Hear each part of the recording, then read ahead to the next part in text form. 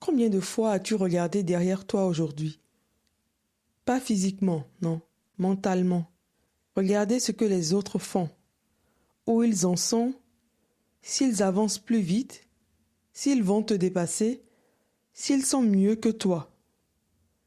Il y a quelques jours, j'ai reçu une claque devant ma télé. Oui, oui. Je regardais les Jeux olympiques d'hiver, le biathlon féminin. Il y avait une athlète qui était en tête. Elle était première. La médaille d'or lui tendait les bras, ça c'est sûr. Elle avait de l'avance et elle était forte. Et elle a commencé à regarder derrière. J'ai pas compris pourquoi. Pas une fois, pas deux fois. Tout le temps, elle regardait derrière.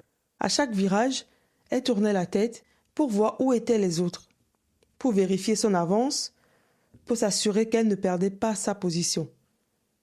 Tu sais ce qui s'est passé? Elle s'est fait dépasser par deux concurrentes. Elle a fini troisième. Ah, ça m'a fait mal pour elle. Elle qui aurait dû gagner. Et toi, dans ta vie, combien de fois es-tu en train de perdre ta course parce que tu regardes trop celle des autres? Aujourd'hui, on parle de concentration, de focus, de cette distraction qui nous vole nos victoires. Pas au biathlon, mais dans la vraie vie. Alors, installe-toi. Prends ce que tu bois, du thé, du café, du jus, et regarde devant toi, juste devant. Bienvenue dans Franchement Fifamé, votre pause thé audio où tout se dit avec bienveillance, amour et dans le respect. Coucou les amis, j'espère que vous allez bien. Moi je vais bien, je rends grâce. Je rends grâce pour cette leçon gratuite que j'ai reçue en regardant les JO d'hiver. J'espère que vous êtes prêts à arrêter de vous retourner, à vous accrocher. Et si on commençait par ce qui s'est passé dans la tête de cette athlète? Elle était première, objectivement la meilleure position pour gagner. Et pourtant, on va dire que son cerveau lui a joué un tour. Et si elle revenait? Et si elle était plus forte? Et si je perdais? Résultat, elle a dépensé une énergie folle à regarder derrière, de l'énergie qu'elle n'avait plus pour courir, pour avancer, pour rester première. La première leçon que nous devons tirer de cela, c'est regarder les autres ne te fait pas avancer, ça te fatigue. Et nous, dans nos vies, c'est pareil. Quelles sont nos distractions? Est-ce qu'on passe notre temps à regarder le compte Instagram du collègue qui a réussi, comparer notre couple à celui des autres, vérifier combien de likes on a eu, se demander si un tel gagne plus que nous, surveiller ce que pense la belle famille ou checker 50 fois par jour si on n'a pas raté quelque chose. Chaque regard en arrière, c'est de l'énergie que tu ne mets pas dans ta course. Et puis je pense qu'on tombe tous dans un piège. C'est un mécanisme psychologique qui est bien connu, la comparaison sociale. On a tous besoin de se situer par rapport aux autres. C'est normal, c'est humain. Mais il y a un mais. Il y a deux types de comparaison. La comparaison ascendante. Tu regardes ceux qui font mieux. Ça peut te motiver ou te décourager. Souvent, ça te décourage.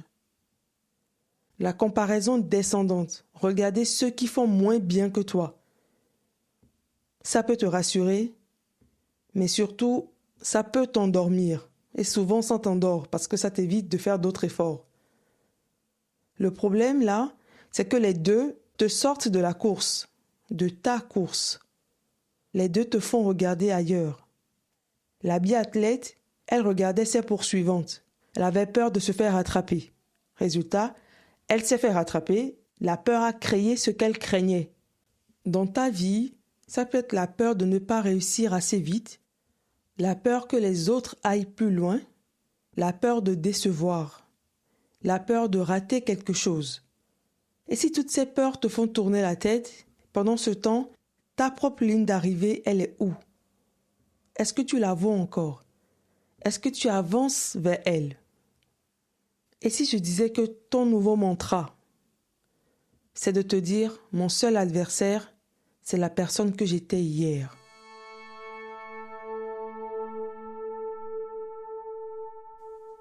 Si on revient aux distractions qui nous volent nos vies, j'ai identifié 4 grandes familles de distractions qui nous font perdre notre course. Essaye de te reconnaître peut-être dedans. La première distraction, c'est la distraction sociale. Regardez ce que les autres font, ce que les autres ont et ce que les autres sont. Il a acheté une maison et pas nous. Elle est partie en vacances et pas moi. Ils sont en couple heureux, nous, on se dispute. Résultat, jalousie, sentiment d'infériorité, frustration. Et toi, tu n'as pas avancé d'1 mètre. La deuxième distraction, c'est la distraction numérique. Scroller, liker, commenter, vérifier. Ton téléphone est une fenêtre ouverte sur la vie des autres. Ferme-la de temps en temps. La tienne est en train de se passer sans toi. La troisième distraction, c'est la distraction du passé. J'aurais dû faire ceci, si j'avais su, autrefois j'étais, regardez derrière toi mes versions temporelles. Le regret est un rétroviseur. Il est utile pour apprendre, mais il est dangereux pour conduire. La quatrième distraction, c'est la distraction du futur. Et si ça ne marche pas?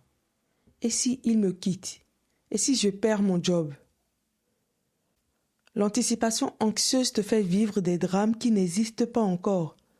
Pendant ce temps, le présent, ta course, elle est où? Et si, comme exercice concret, tu prenais 5 minutes à noter tes 3 principales distractions, celles qui te font perdre le temps, de l'énergie, qui t'empêchent d'être focus, sans jugement, juste pour que tu puisses voir clair. Et si nous abordions la version spirituelle? Dans la tradition chrétienne, il y a une image puissante, l'apôtre Paul, qui connaissait bien les stades et les courses de son époque, écrit dans sa lettre aux Philippiens: « Je cours vers le but pour remporter le prix. » Mais avant ça, il dit quelque chose de radical au verset 13. « Oubliant ce qui est en arrière, me portant vers ce qui est en avant. » Il ne dit pas « ignore ton passé », il dit plutôt « oublie-le ». Pas au sens de faire comme s'il n'existait pas, non, mais au sens de ne plus le regarder, de ne plus lui donner de l'énergie, de tourner la page pour de vrai. Prenons un autre exemple. Dans l'Évangile, il y a aussi cette histoire de Pierre qui marche sur l'eau. Tant qu'il regarde Jésus, il marche. Dès qu'il regarde la tempête autour de lui, le vent, les vagues, les autres dans la barque, il coule. La leçon universelle à tirer: ce sur quoi tu poses ton regard détermine si tu avances ou si tu coules. Si tu regardes tes concurrents, tu perds ton énergie.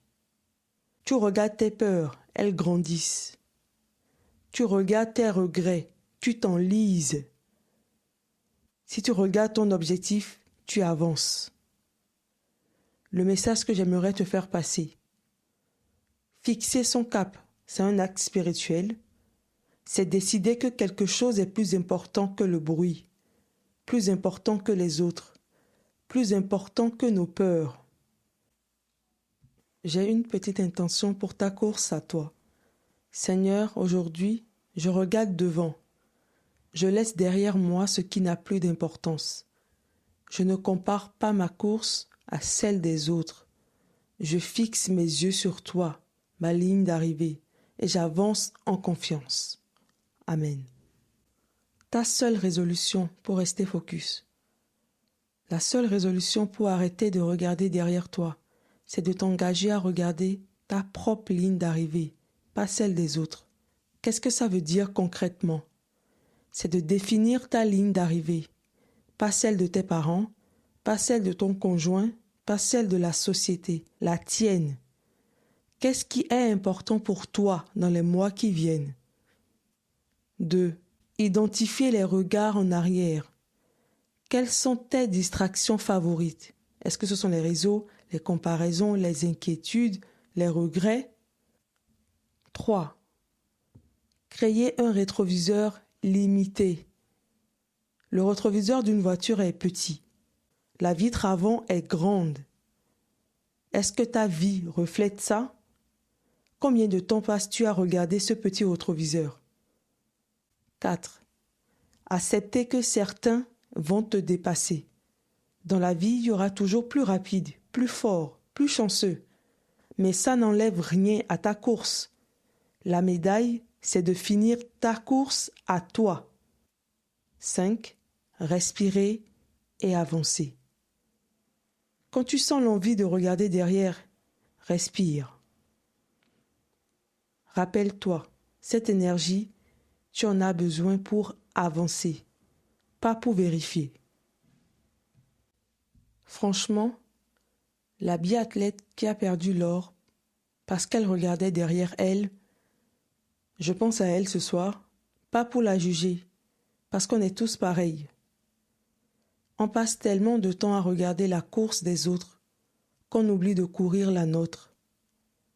Alors, pose-toi la question, la vraie. Qu'est-ce qui est vraiment important pour toi en ce moment? Pas pour ton voisin, pas pour ton frère, pas pour la société, pour toi. Et une fois que tu as la réponse, ne regarde plus à droite, plus à gauche, plus derrière. Regarde devant. Fixe cette ligne et avance. Il y aura des moments de fatigue, des moments de doute, des moments où tu voudras vérifier où sont les autres. Mais souviens-toi, chaque regard en arrière, c'est un pas en avant que tu ne fais pas. Ta course est à toi. Personne d'autre ne peut la courir à ta place. Alors cours-la, vraiment jusqu'au bout. Merci d'avoir couru un bout de chemin avec moi aujourd'hui. Merci pour votre présence, vos écoutes, vos messages. Prends soin de toi profondément et arrête de regarder dans le rétroviseur. La route est devant. Comme promis, pas de jugement, juste de l'amour, de la bienveillance. Un rendez-vous dans 15 jours pour une nouvelle infusion de conversation. Gros bisous. Mouah. Prenez soin de vous.